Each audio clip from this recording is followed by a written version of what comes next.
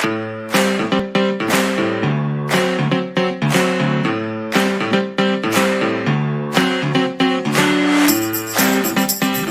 teman pemilih ISEK Bartaka, selamat datang kembali di podcast KPU Kabupaten Pasir, ruang ngobrol santai yang akan mengangkat berbagai cerita tentang penyelenggaraan pemilihan umum.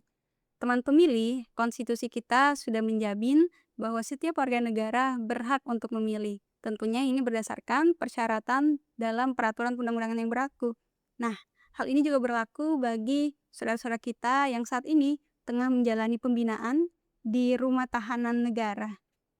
Teman pemilih, ini menggambarkan bahwa demokrasi Indonesia sangat menjunjung tinggi kesetaraan politik bagi setiap warga negara. Nah, kita akan bahas ini bersama dengan narasumber kita dari Rumah Tahanan Negara kelas B Tanah Grogot.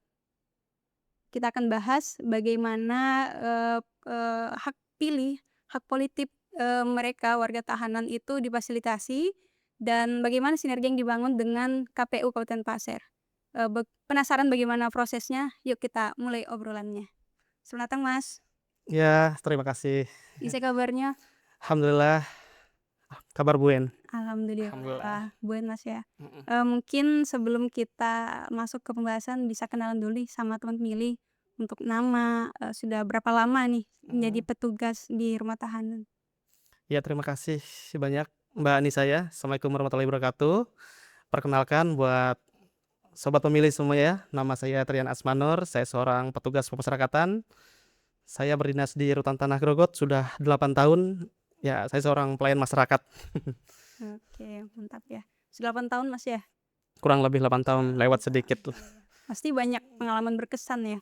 Sebelum ke topik utama, saya mau nanya nih, mungkin Boleh, ada Mbak Anissa. pengalaman dari Masnya yang bisa menginspirasi teman pemilih di rumah nih untuk dibagikan. Iya betul sekali, pertanyaannya bagus sekali ya. Bicara soal pengalaman tentu banyak sekali Mbak, pengalaman sangat berkesan ya. Cuma kalau bilang berkesan mungkin ada dua Wah, highlight yang bisa saya ceritakan. Yang pertama mungkin salah satu ini tidak perlu menyebutkan Iya, anunya ya Mbak ya. identitas. Yang penting tinggal bagaimana experience saya ya. Ada satu pengalaman, dua pengalaman sih Mbak, tapi ini sangat berkesan sekali bukan buat saya tapi buat semua petugas. Yang pertama ada salah satu warga binaan kami yang di sana kan ada pembinaannya Mbak ya. Pembinaan keterampilan, kemandirian gitu, membuat UMKM seperti itu. Ada satu warga binaan di sana, mereka memang berasal dari daerah pesisir. Iya. Mereka datang kena tindak pidana umum, kena masalah lah. Namanya manusia juga tidak luput dari kesalahan ya, seperti itu. Masuk ke dalam, seiring berjalannya waktu, dia mengikuti pembinaan, dia mengikuti program pembinaan pembuatan amplang ternyata Mbak, pembuatan Iya. amplang. Tidak disangka saat bebas dia jadi CEO sekarang. Jadi owner amplang. Jadian CEO yang menyamar Iya, ya, Mas? jadi amplang-amplang yang beredar di pasar itu alhamdulillah kebanyakan amplangnya dia. Jadi itu saya agak wah, begini ya rasanya ya begitu. Saya senang gitu. Itu berkesan sih. Iya. Satu aja deh cukup dah. Boleh lagi Mas, lagi nggak apa-apa. Jangan yang itu sedih, ini Oh, aja. sedih. Yang ini aja. Siap. Itu berkesan banget sih buat kami petugas pemasyarakatan, merasa wah pembinaan selama ini jadi gitu, Iya, berjalan benar-benar. gitu. Ternyata sangat impactful ya, bahkan jadi CEO.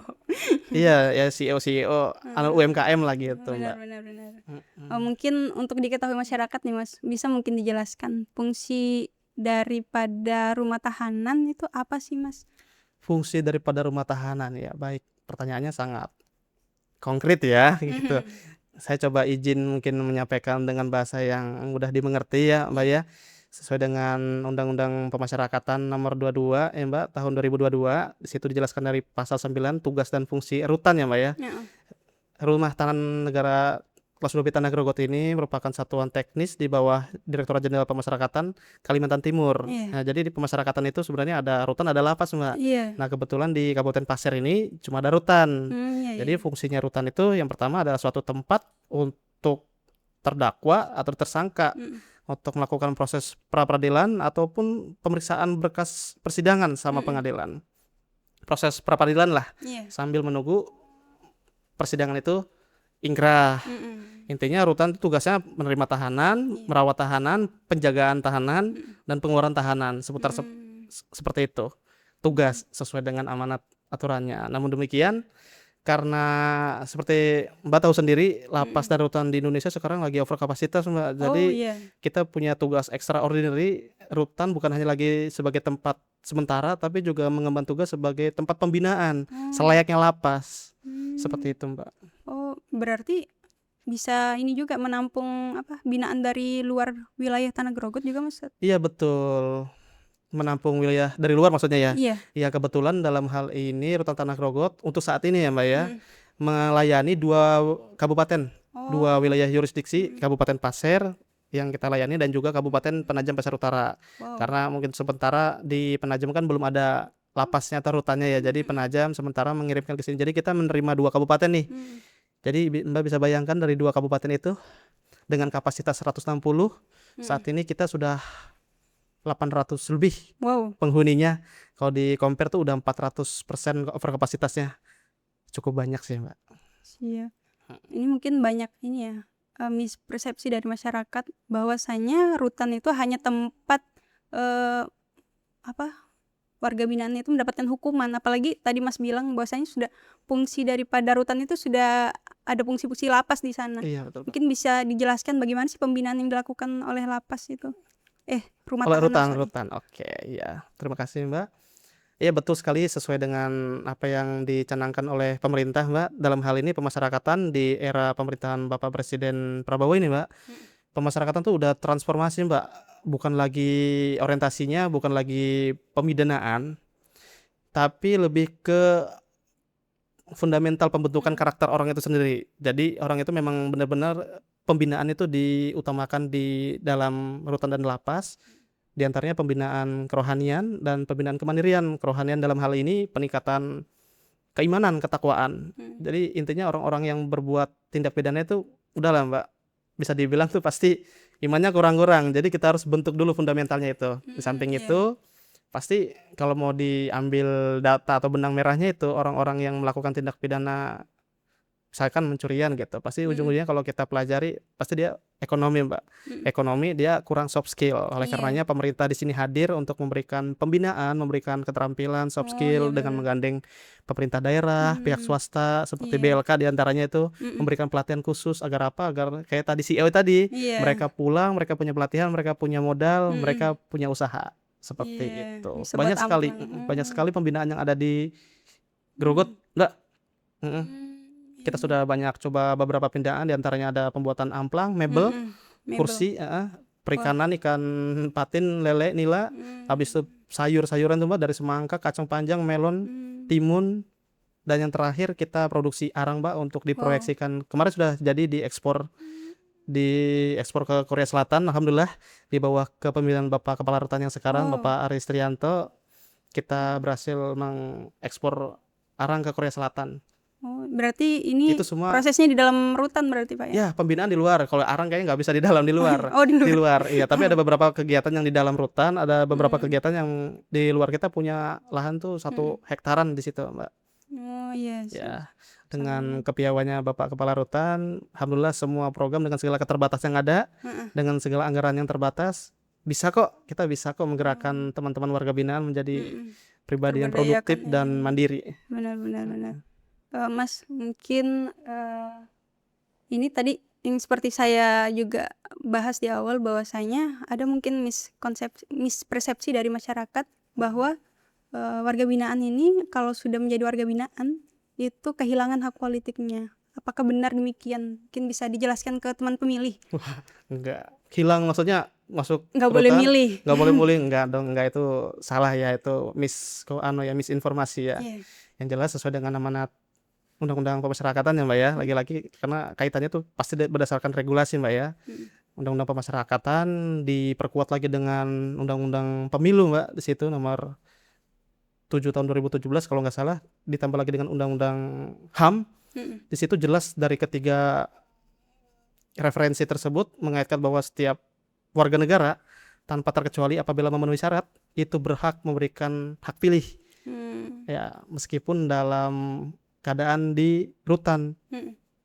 seperti itu, Mbak. Jadi tidak serta-merta orang yang masuk rutan tuh tiba-tiba wah ini udah kehilangan hak pilihnya, tidak. Iya. Iya, mereka juga masih sama kayak kita, Mbak. Mereka Mhm. cuma dapat ujian gitu, mereka statusnya masih warga negara Indonesia juga sama seperti kita, Oh, siap. gitu. Bagaimana, dari perspektif Mas itu bagaimana persiapannya yang dibangun, sinergi yang dibangun, dengan KPU gitu? Persiapannya baik, sejauh ini kita berelaborasi sangat baik dengan KPU, dengan Dinas Pemerintah Daerah Kabupaten Pasir untuk mempersiapkan pesta pesta rakyat Iya, terbesar ya, pemilihan umum itu. Sejauh ini prosesnya sangat baik sih, Mbak. Dari KPU juga, bahkan di tahun kemarin, Mbak, kita dapat apresiasi dari kepala kantor wilayah, untuk DPT seluruh narapidana yang ada di Rutan Tanah Grogot semuanya terverifikasi. Jadi artinya semuanya bisa memilih. Itu artinya ini berarti kan komitmen daripada Rutan Tanah Grogot bersama dengan KPU sangat terjalin harmoni. Dan kami juga tentu memberikan apresiasi yang sangat tinggi kepada KPU Pasir ya, Mbak ya, yang sudah bekerja keras membantu warga Pasir, itu warga Pasir loh, Mbak, isinya. Warga Pasir untuk memberikan hak pilihnya. Benar. Bagaimana mekanisme agar warga binaan itu tetap juga bisa memilih, Mas? Apakah semuanya langsung bisa atau ada syarat-syarat khusus? Ya tentu pasti ada prosesnya, Mbak ya. Iya. Ada prosesnya. Yang pertama jelas di bawah kepemimpinan Bapak Kepala Rutan Bapak Aris Trianto ini, kita lebih mengutamakan upaya-upaya mitigasi dan persuasif sih, Mbak. Yang pertama dari hulunya dulu, Mbak, hulu ke hilir pasti. Kita koordinasi sama polisi, penyidik dalam hal ini, kemudian P21 ke kejaksaan kan, Mbak. Itu berkas-berkas harus lengkap, Mbak, seperti KTP, kartu keluarga, data-data keluarganya lain sebagainya. Untuk apa? Untuk meng-track lah, Mbak. Biar di screening keluarganya ini berasal dari mana sih, gitu. Untuk apa? Nanti untuk mendekati hari H, kita pasti yang ngusulkan nanti kan petugas di rutan. Dia bisa ngusulkan nih, datanya lengkap, bisa diusulkan sebagai DPT seperti itu, Mbak. Ada nggak sih, Mas, tantangan yang dihadapi untuk, menjalani mekanisme agar warga binaan itu bisa memilih, Mas? Tantangan kesulitan gitu nggak sih? Iya, benar. Ya, kesulitan nggak ada sih, Mbak. Kesulitan ya? kita menikmati segala kesulitan yang ada. Alhamdulillah, sebagai pelayan masyarakat ya, Mas? Betul, itu sebagai bagian Masya Allah. resiko. Cuma paling ya ada cumanya ya. Ada cumanya biasanya sih, Mbak, KPU ini kan dalam menginput data DPT Iya. itu ada menjelang misalkan seminggu ke depan pilkada nih. Biasanya dia ada tenor waktu bahwa kita akan menginput database hari ini selesai paling akhir nih. Nah, saat itu juga ada tahanan baru masuk. Nah, benar. Nah, itu paling itu aja sih. Benar. Bukan kendala sih. Ya, itu unek-unek yang belum terpecahkan sampai sekarang. Belum terpecahkan ya?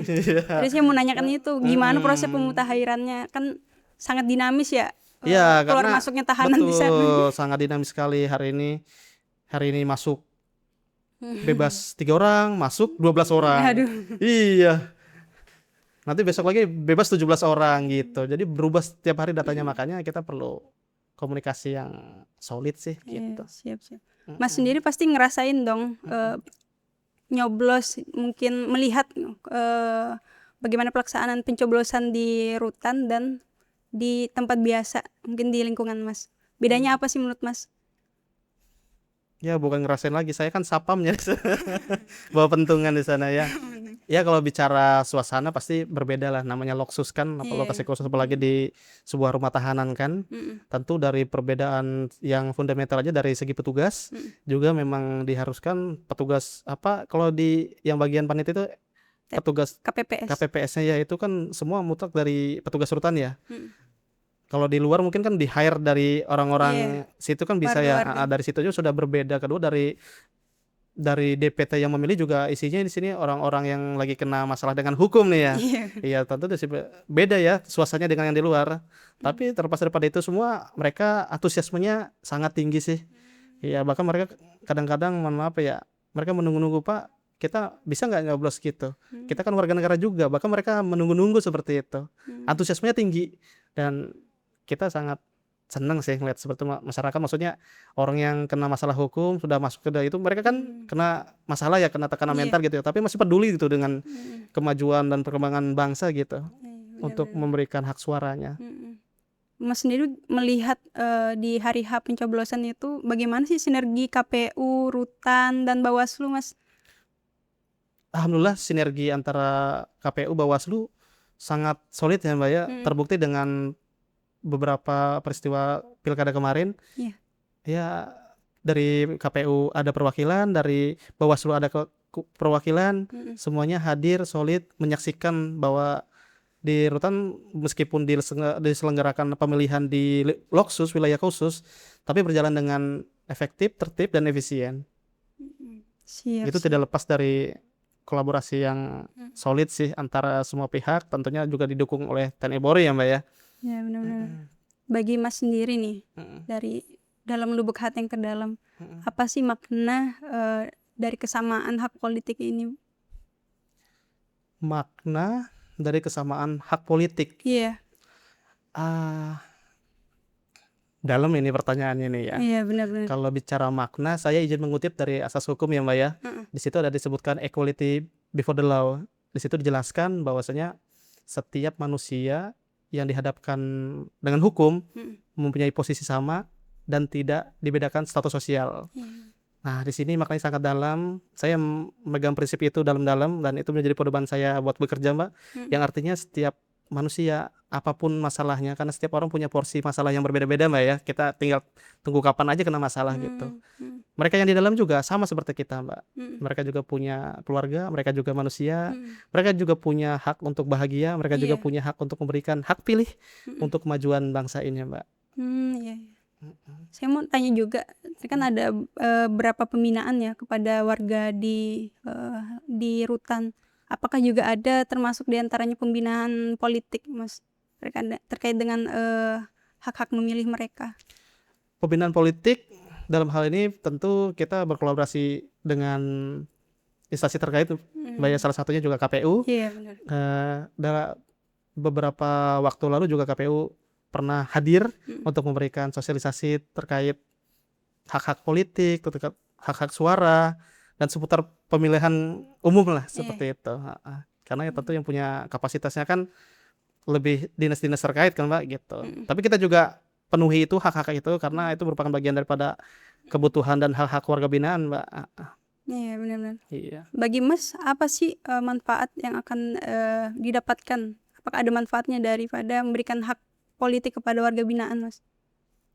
Memberikan hak politik bagi warga. Kepada juga pada tahanan-tahanan itu Oh, apakah tadinya ada untuk sosialisasi output? tadi itu Mhm ya?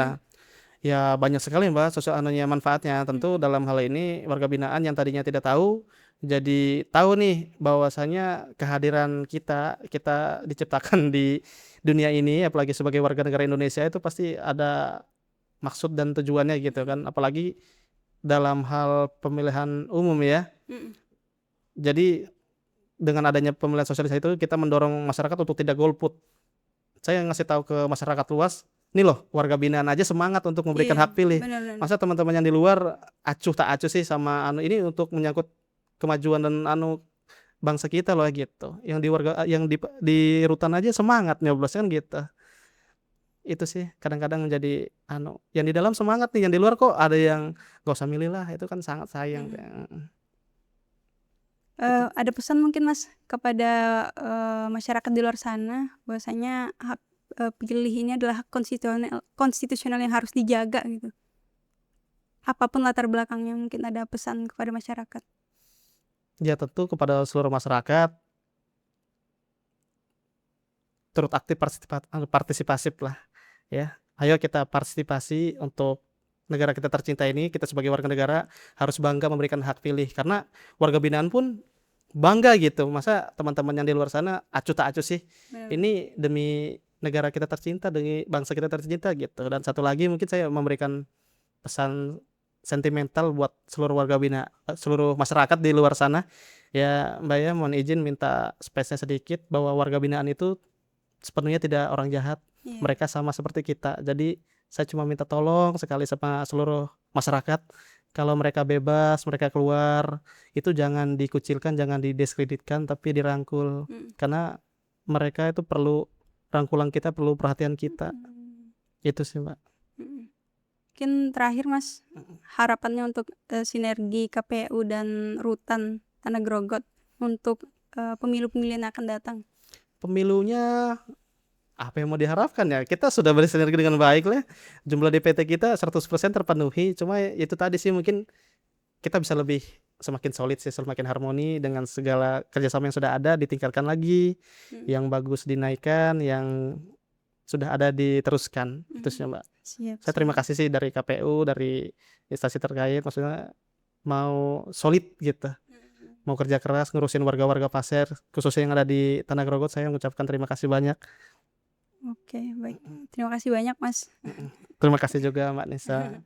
Terima kasih banyak, teman pilih, nggak kerasa obrolan kita sudah ada di penghujung episode kita. Dari perbincangan kita hari ini, kita dapat belajar bahwa demokrasi itu adalah tentang beri ruang kepada setiap warga negara untuk menggunakan hak pilihnya, termasuk juga kepada saudara-saudara kita yang saat ini tengah menjalani pembinaan dalam hal ini mungkin di rumah tahanan negara kelas 2B ya Mas ya, Iya betul. Tanah Grogot. Nah, demokrasi yang inklusif ini juga sangat membutuhkan kolaborasi dan sinergi dari berbagai pihak, termasuk diantaranya dalam hal ini KPU, rumah tahanan, Bawaslu, dan stakeholder lainnya.